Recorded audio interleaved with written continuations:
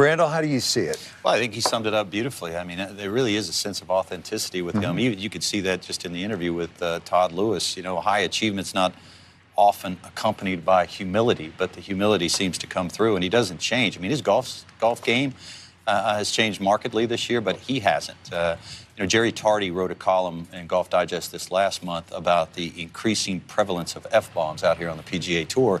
You can hardly turn the TV on without hearing them. Just they drop like rain. And he hit the nail on the head in that column. And I think the thing about Rickie Fowler that really does hit home is, you know, if you're watching that, you know, the golf tournament at home with your kids, you don't have to say, you know, sorry about that, or, you know, let me turn the microphone down. You know, I've never seen him throw a club. I've never heard him drop an F-bomb. You know, he seems to always do the right thing. You know, if he goes to the Arnold Palmer Invitational, he wears Arnold Palmer golf shoes, the umbrella golf shoes. He goes to Pinehurst, he wears an homage to Payne Stewart, a Payne Stewart outfit. He's not afraid to stand out, but he never looks like he's trying to do it to make more of himself. He just looks like he's trying to have fun. Yeah, I mean, I take all of those things, but I'll be a little bit throw in something on top of that too. And I think that in this day of culture and celebrity, he's well managed. You know, they've got a brand there in Rickie. They've taken his personality, all the things that you've identified, and they've made a brand out of it. And, you know, he's a very popular guy. He plays to that brand. He doesn't overplay it. The brand is a very likable, the all-American kid, if you want to call that, colourful, good-looking kid. Likeable, and he's got a persona and charisma, and you know, I think there's been a conscious decision to build himself along those brands, and stuff like, you know, wearing the clothes that you say, maybe they're not all his ideas. That's what branding is. What about this idea, you this, and you this, and you do that? That's what happens in this day of celebrity. There's no coincidence that he's so popular in a commercial aspect, but you know, that comes as well too when you're doing a balancing act, and going back to what Butch used to say about him, you know, to said it to his face, Rickie, do you want to be a Kardashian or you want to be a golfer? You know, and there's a balancing act that has to go on there. At this moment in time, we're all delighted to see that the golfer is bursting through. We know the quality that he is. He hasn't won a major championship yet, but the last 4 winners of the US Open have all won their first major being US Open. So to say this can't be it. You know, look, I'd just say to that comment, do you want to be a golfer, you want to be a Kardashian? You know, he just seems like he wants to be himself. And if the popularity that comes from him being himself lends to a gazillion commercials, well, then so be it. You know, that comes at a cost, though, Brandel. What's you know, that? when you do a lot of commercials, it comes at a cost. Distraction to your career. You know, you're off doing stuff, and you should be practicing and focusing more on your career. So it's a balancing act. It can. You know? It can do. Yeah. I'm not saying that it can't be a distraction, but plenty of people have handled it just fine. Tiger's done tons of commercials, and the criticism that has come his way, I don't think he cares, but the criticism that has come his way is that he's been all flash and no substance. If substance is only winning golf tournaments, charisma can give you a shortcut to stardom, and he took that, I think, in a clever way. And I would say, with respect to, and I agree with what you said about the brand, he's safe for a company. He is. Rickie doesn't put a step out of place. That's right. I mean, you can rely on Rickie Fowler as a brand, but at some point, and look, he obviously wants to win tournaments. There's an expectation on the part of the public. If you're going to get all the commercials, come on, man. Win something, and he knows that. Well, first of all, you know, I remember talking to a CEO years ago about a very famous athlete who had some scandal, and I said, you know, what are you going to do now? And he said, well, we're going to get a duck, or because, you know, or lizards, you know, and then those are marketing creations to avoid some sort of scandal. So in Rickie Fowler, there's a sense that that scandal's not going to be there. But look, when you say, you know, the popularity doesn't match the success. Yeah, typically when people achieve a great level of popularity, like a Lee Trevino or an Arnold Palmer or a Fred Couples or a Payne Stewart, yes, they do win, if not prolifically, they win often enough. And there is a sense that his popularity doesn't match his win total.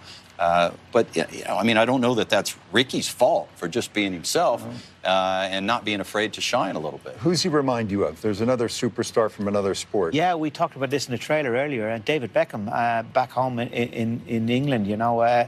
You know, again, you'd never hear him doing a whole lot of interviews. He's a very nice guy. He's very safe. He's very good looking, just like Rickie. He's got a brand. He's been very, very well managed, very, well positioned. He goes to the right places. It's a different style because more celebrity-based as well. He played for Real Madrid. He played for Man United, conscious decisions. Then he played here in Miami, got his foot into America. And it's just that brand has got bigger and bigger and bigger. And like that, likable guy, likable personality. It's getting that balance, as I say. It's no problem doing all the endorsements, but there's got to be a time where you say, I've done enough of endorsements and I've got to focus on my golf. And I'm going to go back and give a lot of credit to what we haven't mentioned here, Butch Harmon. You know, there's no coincidence that he started going back to Butch Harmon again and his golf has gone to another direction. I can't give Butch enough credit for that. You know, it's time after time you see him working with players and success coming. And certainly that's been the way with Rickie because, you know, he had lost his way with his golf. Guys had overtaken him. He had won the TPC, you know. Let's not dismiss. He also had some big wins, and winning the tournament, the TPC, and the way that he won it in Sawgrass, you know, so many times. He was second in all 4 major championships. This guy is not a guy that's just done nothing. This guy's had a pretty decent career. He had gone into the doldrums, down to nearly 200 in the world. Now, all of a sudden, he's got it back to his old coach, and bam, bam, bam, he's on the trail back again. So let's not dismiss that so quickly. Don't forget, if he does get a sniff, and we think he's in position to get it, barring a collapse tomorrow, he has answered late in tournaments. I think you and I were on the call at the Scottish Open years ago, and birdie run down the stretch, hit a great shot at 18.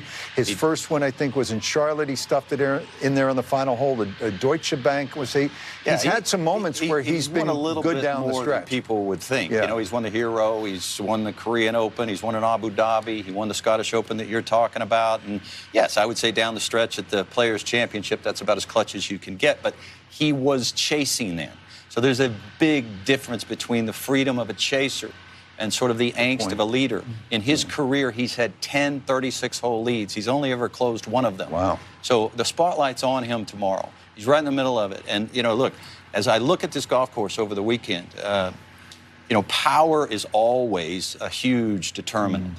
And though Rickie is long, nobody's going to say he's short. Nobody's short on the PGA Tour, but distance is relative. And he's given up a lot of distance to Wyndham Clark.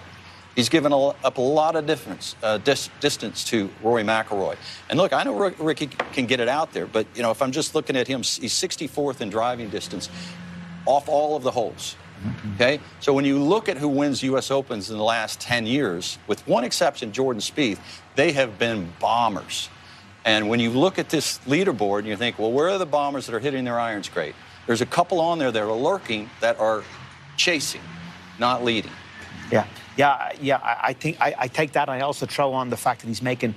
We're all focusing on how many birdies he's made. He's making a lot of mistakes as well, too. And that's only going to get higher as this golf course gets tougher over the weekend. Can he continue to keep making the birdie barrage that he has made? A lot of questions, of course, a lot of questions still to come over the weekend, far from over the line. And I take your point. I think these big hitters have got a big advantage around here, particularly in this weekend when they're able to get wedges in their hand. I mean, as I say, there's only one par 4 out there that Rory McIlroy is not hitting wedge into, as well as 3 par 5s. That's a massive, massive advantage. Wyndham Clark, the same.